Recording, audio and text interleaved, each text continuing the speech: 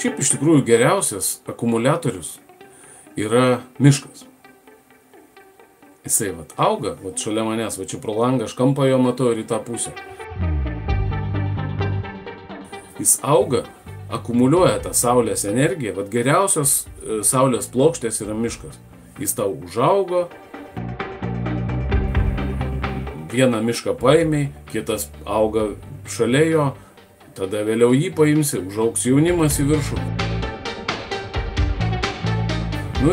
Ir iš tikrųjų efektyviausiai akumuliuoja ir nereikia jokių technologijų, jokios industrijos, tu nepriklausomas nuo jokio tiekimo ir taip toliau. Pavyzdžiui, sutriks ekonominiai ryšiai su Kinija ir tu negausi kažkokios detalės ir tavo, reiškia, tas inverteris nebeveiks.